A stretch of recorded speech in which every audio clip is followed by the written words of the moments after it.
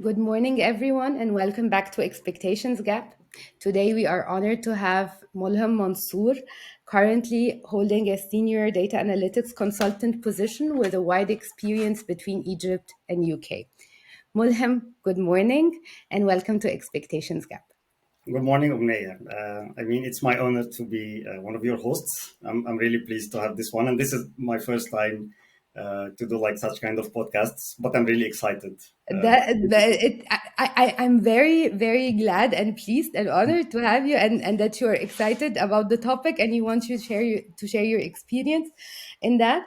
So from there, we can start by what is AI for you and what does it mean for you on a personal and also on a professional level? From which angle do you see AI? I see that AI is like a very good tool that can be used by a wide range of people, not only the technical people, but I mean a lot of non-technical people can now use the AI. It is not some sort of a technical tool that required software engineers or something like this in order to use it. So from my personal level, I see that it will make a lot of changes and facilitate our life big time if it is being used correctly.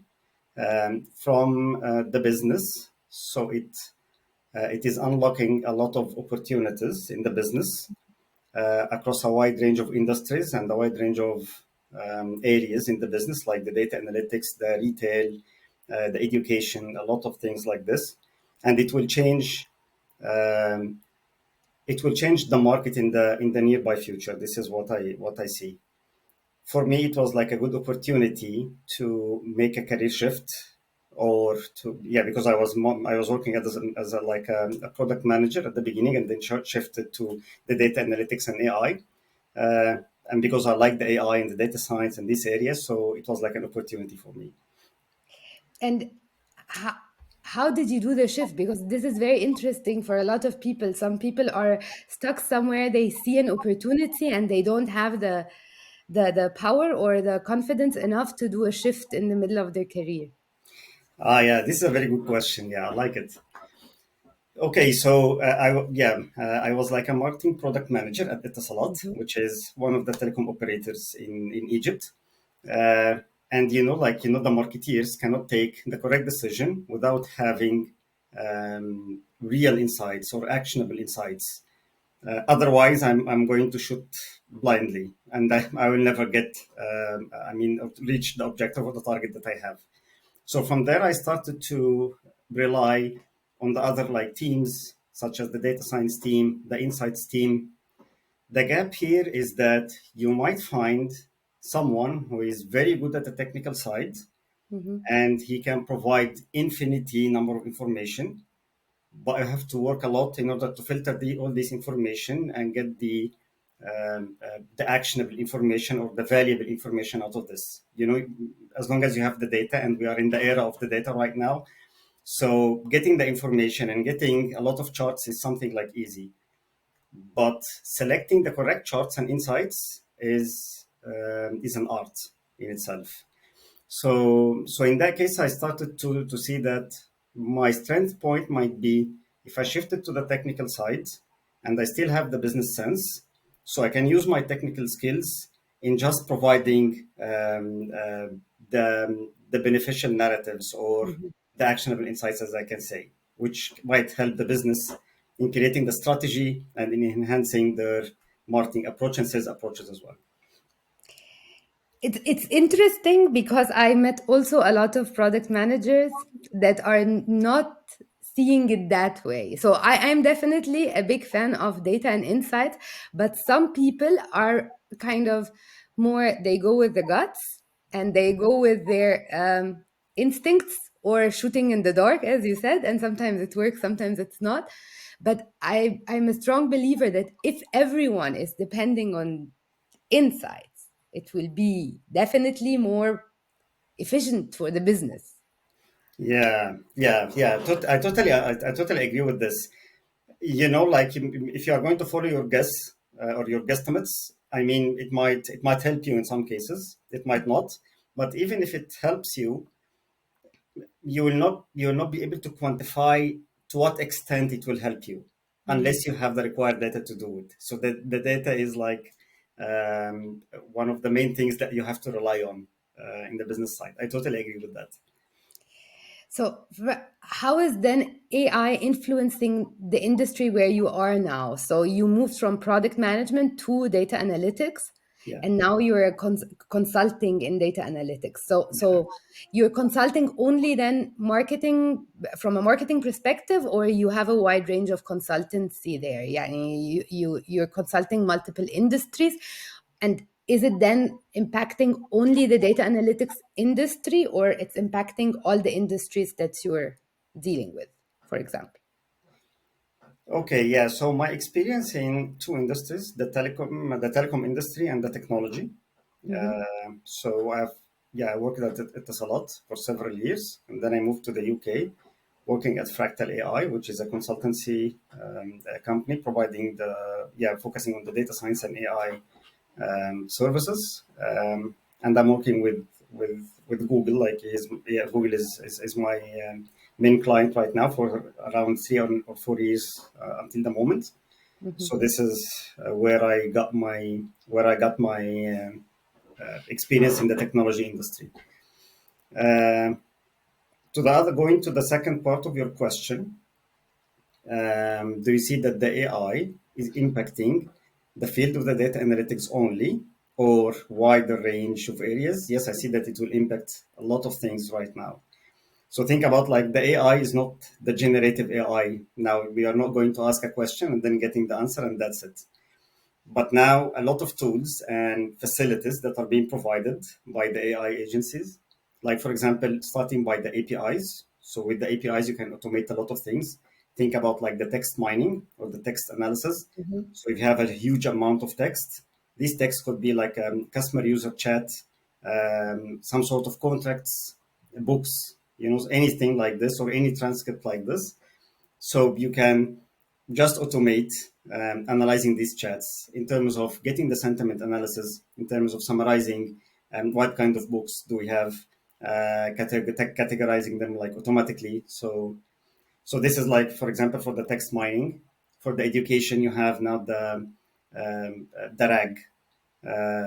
One of the famous tool of the RAG is the Notebook LM, which is provided by Google right now. So you can now like prepare an environment, feed it with the curriculum that you have, Hmm. and then start to learn, but based on the external information that you have fed to the model, not like any information. So think about it like you are a student in X university, and you need to study the content that you have from this university, not like any other content related to the same topic. Or like think about you're in a certain organization and you need to create an environment that include the information of this organization specifically. So if you are going to ask a question to the notebook LM, it will provide the answer based on the external data that you have fed to it. And like, what are the biggest challenges that you faced when you're using the AI? Uh, yeah, the AI is still not a magic. This is what I believe. It still needs a lot of technical like capabilities and experience to use it. So the first challenge is that it is not 100% accurate until the moment. Hmm. It will take a lot of time to validate its results, especially if you are going to do a project in a large scale of data. So it will take like a lot of time to validate it. So or you can have like some other data science methodologies to use it for validating the output. The second challenge is the consistency. So the same data might be interpreted differently by two different persons, and the two different interpretations will be correct, right? So, But isn't it also the human thing? Like, yani, in general, if you give two sets of data to two different humans, not exactly, only AI, yeah, it will interpret it from a different perspective. So, yeah, totally agree, 100%. Yeah, and that's why the AI itself might produce like two different answers if you have used the same prompt, used the same data, everything is fixed. it might provide two totally different like outputs. But in the business, and because you are automating these kind Mhm. of things right now, so controlling the consistency is something that is very essential and needs some techniques to control it. Otherwise, you might get different results every time you run the same model on the same data. So this is like one of the challenges that you might have. Uh, That is it is a topic that we can talk about for a long time. But yeah, so, what's the what did AI when or where did AI surprise you with the success? Like what was completely surprising? Like what you said, ah, okay, this is why we're using you. You know. yeah. So might be in the latest 3 years. I'm surprised with two steps. The first one, when the OpenAI started with the ChatGPT 3, Mhm. so it was like something insane for me. Like you can ask it any question and it will reply any question across the world, and related to any different topic or you know. So this was like the first step, and then the second step is starting to automate it, starting to introduce the new methodologies like the RAG and the agentic AI, and start to automate the pipelines, integrating the AI in your pipelines, so you can not only ask it a question and get the answer, but it can make actions on behalf of you. So I see that these are like two major steps that will make a lot of changes in the job market. طيب I'm trying to build up the story a little bit together from what you're saying because I never thought about it this way. So AI, I know AI is then it's the data and it's the model and the computing power. So then they are together.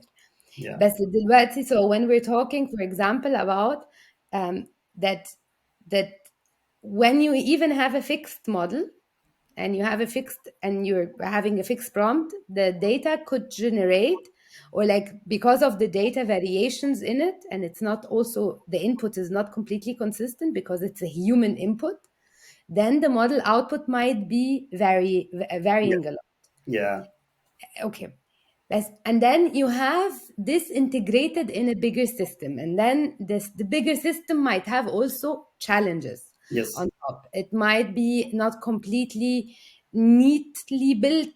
It might have its own legacy complexities. And so, how can we control the process even and to understand what is then the data, where the part of the data it's really hallucinating, where it's the part that it's really the human input that is challenging, you know, because like it might be that the human input is challenging, and whereas like we need to fix the basics, Yeah. like what we need to be really very proper in setting up the model that we have. Yeah, when you think of it completely logical, this would be really a shift that you have everything and then it's also generating on top of it. This could facilitate a lot of things in the business, but also when any of those is going wrong, this might create chaos in the business. Yeah. Yeah. This is like a topic that we can speak a lot, as you have mentioned, but it's an interesting topic. Yeah, and this is like one of the challenges that we have mentioned, that it is like one of the AI challenges or AI gaps that we need to fulfill. You can look at it as an opportunity for the technical people to use their experience to control the AI. Let me answer your question here. So yes, if the AI is going to take the full control of a certain pipeline, you will never guarantee that it is doing everything perfectly. It might hallucinate, as you mentioned, Mhm. based on the data, based on its power, because it is still not accurate 100%, based on Mhm. anything else. Um, so let me give an example here. So let me assume that I'm trying to find a job right now. I'm a Mhm. new graduated student, or like I've just like graduated recently, and I'm trying to find a job, and I want to create like a pipeline for the AI to be an agent, just reading the email. And when it finds an email from a company that I have applied in, it will reply automatically. So you will never know if it will reply like correctly or not. And you might need like to have a report of which companies reply to my job application, right? Mhm. So the first thing is I have to provide the AI agent access to my email. So this is like the first step. And then the AI agent will analyze these emails, and then it will sort out only the emails that are related to the job application. And then it will suggest a reply. Suggesting a reply, it will be based on how I explained what, how I, or how I want to reply based on my explanation to the model in Mhm. the prompt itself. Okay, so for the first iteration, I might see that the replies are not in line with what I need.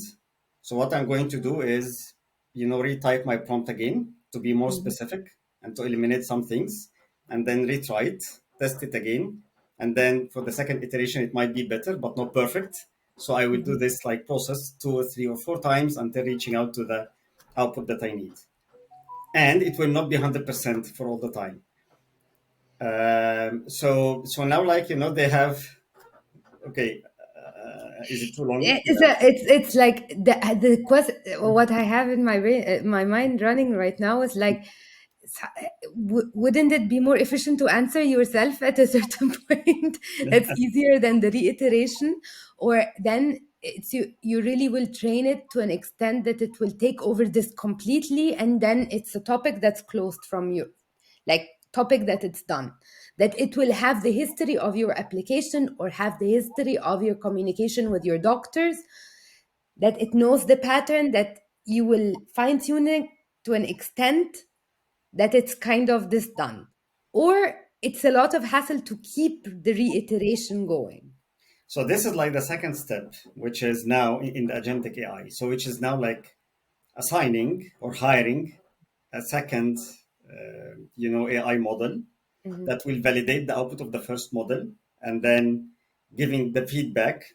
It is like changing the prompt automatically and giving the feedback to the first model, and then the cycle will be automated between these two agents. So Ah, the okay. output will be much more accurate. But at the end, in all cases, I still see that at a certain point there is a human interaction that will need to be feed in the pipeline. Like Mhm. before sending the final email, it should be like, hey, see, this is the final email. So you got an email from this company. They are saying this and this and this in summary, and this is our reply. Are you fine with that? And then send, or like make just fine tuning. But I mean, like the But automation this is, would be efficient. Yeah, this would be efficient. This would be also useful, and it will reduce a lot of your time in, yeah, yeah, writing emails and yes, reviewing things. exactly, And yeah. exactly, yeah, yeah, yeah, definitely. So yeah, But I can. what's then the ethical challenge there? Because you said, okay, you will give it, for example, sticking with your example, like you will give it access to your email. Yeah, Would you trust to give it access to your complete email? Or this is a long debate. I know this and debate. then the ethical challenge, that you're only now giving it access to your email, but they are giving it access to our all emails. So everyone is giving, like, they are training the data on everything that they have without our approval in a way. But Yeah, sticking with your example, would you trust that it will not abuse this, or whether the model or the companies, or how can we regulate it in the community, make it more uh, my point of view might be different than a lot of people I know. So from my point of view, I think, yeah, it's the time for using the AI right now. Um, and like if you are going to deny the capabilities of the AI, and in order to use these capabilities, you have to allow access to a lot of the data that you have.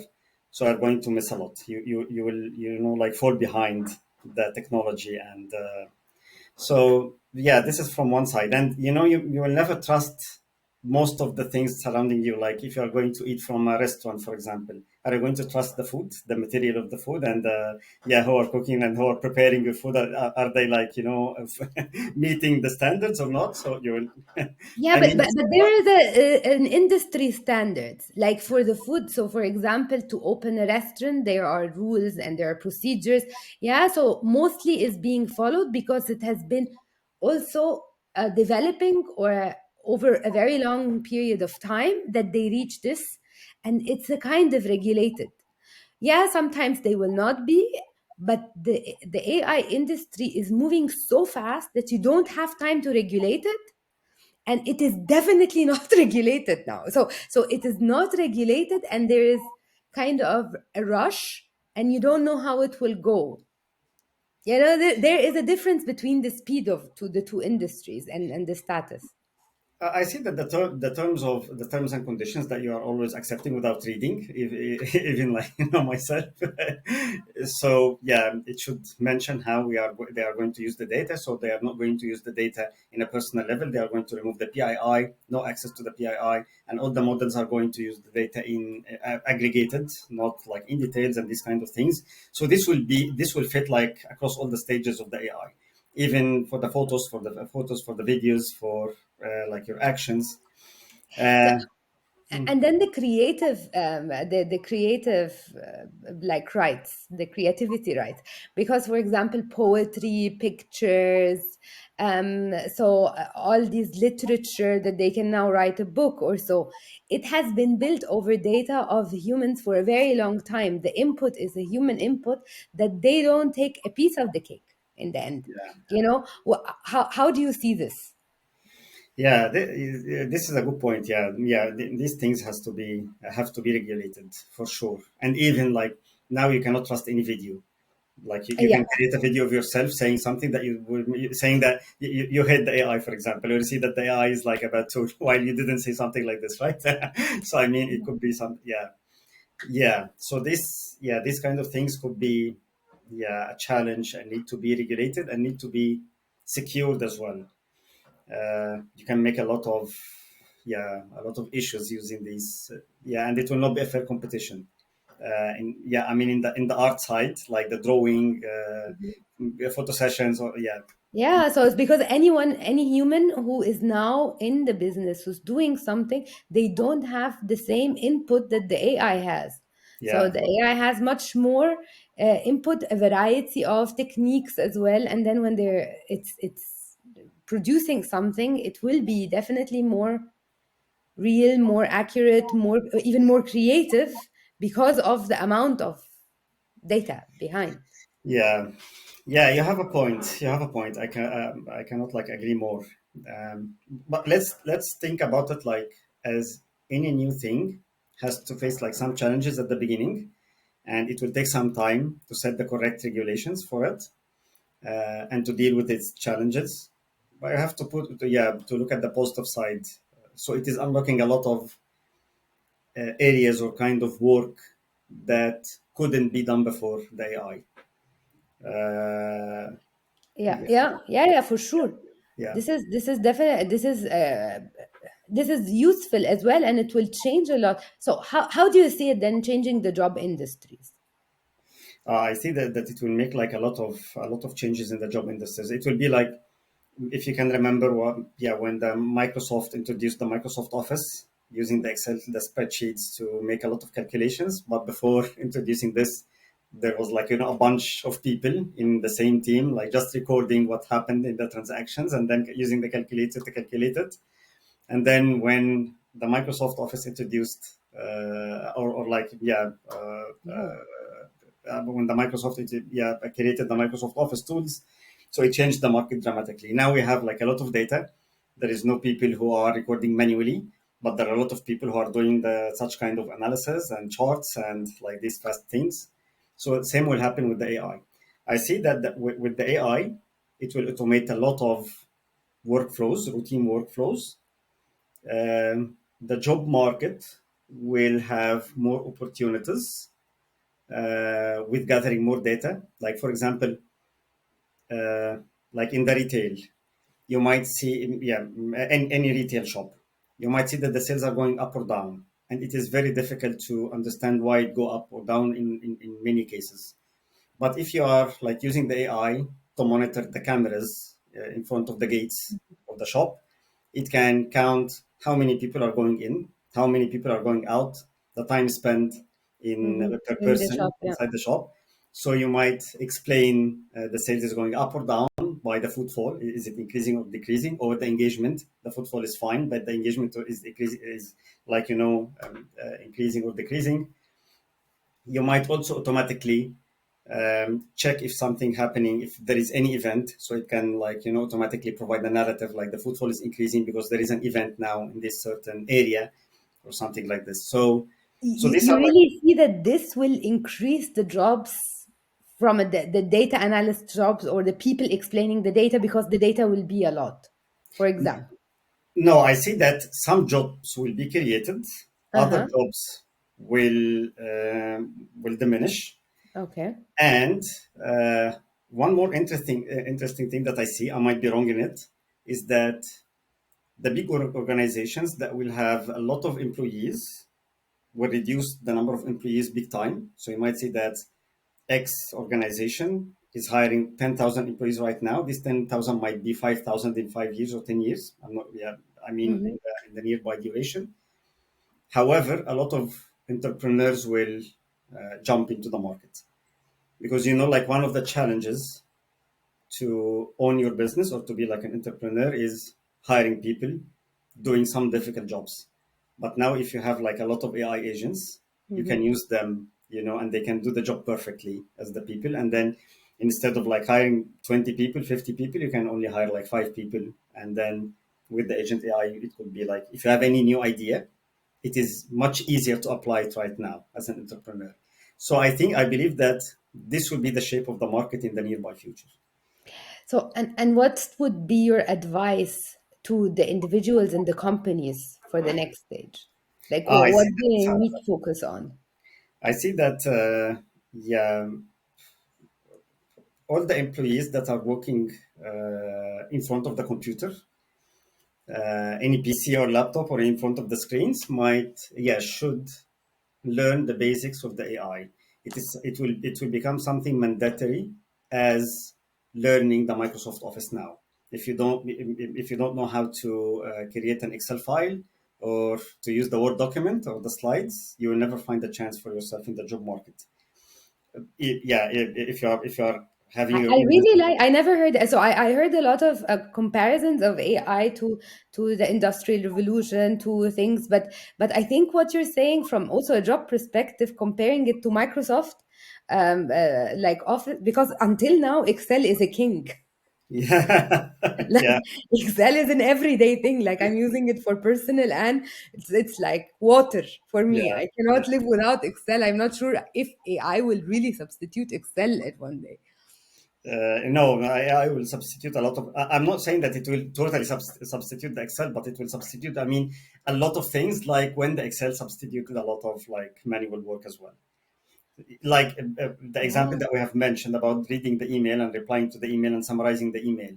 So you will reach a certain This point. is really good. Like it's a new perspective. Like if I understand you right, you're not saying that it will be completely uh it's not one and zero. It's Yeah, not that AI will take everything or it will be not useful, but it's somewhere in the middle that we are the ones responsible for it. We are the ones responsible to integrate it in our lives. We are the ones responsible to understand how to use it properly. And it's based on our ethical grounds, then, yeah. as well. Yeah, definitely it will be based on your ethical ground. If you're going to speak about like creating fake videos, for example, so yeah, this is like an ethical one, especially that the regulations might not be covering these areas like end to end. Yeah, but in terms of how the market will be, I see that jobs will still be there, but it will make a lot of changes. I'm just giving the example of the Microsoft because you might have 10 people. I mean, in the old days, just focusing on how to manually record everything, and now all these 10 people can be replaced by only one. So this is going to happen. But on the other side, there are a Mhm. lot of new jobs or a lot of new, like, careers and fields that has been open now, like the data analytics and data science, and then now the AI, and like the reporting, the BI, all these kind of things, like, introduced because we have Microsoft Office right now, and we have data in the Microsoft Office right now, and the other like applications like Oracle and the other applications. So this will be the same like in the AI. A lot of people or a lot of jobs Mm. will, I mean, will be like the old fashioned, and then a new like jobs or a new opportunities will open in the market, especially for the entrepreneurs. And um, so, how do you then personally use AI, if I might ask? Yeah, I started to use the AI in like mainly the learning. So like now, like you couldn't like like run that fast to learn everything in the AI, and in the data science like we can do before, because yeah, every day you have like new ideas, new methodologies, new techniques, new platforms, uh, and in order to catch up, you have to use the AI right now as well. So I have to use the AI to summarize all the new things that are happening. If you want to watch like 2 or 3 videos or 3 hours of like video, educational video, something like this, you can just summarize it using the AI and get the key points and then jump to the other article. For the email, I'm using the AI in summarizing my email, like mostly right Mhm. now, rather than like reading the email one by one. And you can auto archive. I'm not doing this right now, but I mean, you can Okay. reach a point to auto archive as well. So yeah, and in the work, definitely. So previously we were using the traditional NLP in analyzing the texts, while Mhm. having the Gen AI with its APIs right now is a huge change in the market, and Mhm. a huge change in this area. You can have more precise and more accurate results in the NLP using Mhm. the Gen AI. And it will be the same for the video recognition, because the AI now, is capable to not only analyze the transcript of a video, but it can analyze the motion in the video as In the well. video. So yeah, this one will make like a lot of things, and you can use it personally, by the way.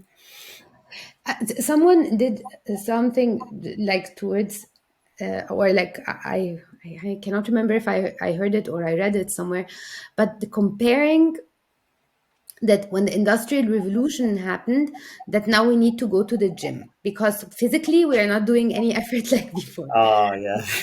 And then it's like making the comparison, like are our brains going to rot because AI is taking a lot of the thinking process of it, and how are we going to train our brains then Hmm. to keep going? So kind of. Yeah, so yeah, as I said, like you will use your brain in different things, like creating a strategy based on the insights, rather than just writing down all the transactions manually in the old days, right? You are now using your brain on, I have a data, how to analyze this data. I now have an AI doing all my routine work, supporting me in a lot of things like writing Mhm. an email, writing my CV, preparing a presentation. I have the idea, and I know I need the AI just to help me in writing the presentation or writing like the initial documents, for example. So I will focus on how to improve my own business or how to improve my area in the company that I'm working for right now. So you are going to use your mind, but in a different way. I'm so looking forward. So, do you have any final thoughts about AI or anything that you would like to share as last comments? No, I think we have actually like covered everything. All what I see, that it's important to keep engaged with what is happening in the AI, train ourselves, learn about it, learn how to use it. Yeah, and don't be afraid of being replaced by the AI. But we have to think about how we can upgrade ourselves using the AI, because it's a fact right now. We cannot ignore it. Yeah, Thank you so much. So it is so Molham's message for us is to upgrade ourselves to cope with the change, and yeah, I like your positive perspective on it, and that we need to deal with it because it's happening anyways. yeah. Thank you so much for the refreshing ideas, and yeah, so maybe we meet again. Yeah, thank you. Thanks a lot, Omne, and thank you for like giving me the chance to to make like my first podcast. Yeah, so it is my pleasure. And then when there are changes in the market, and then there are new ideas or new updates happening, then we have you again to explain to us what is then the positive perspective of it. Okay, sure. Hopefully, yeah. Okay, thank you and have a good day.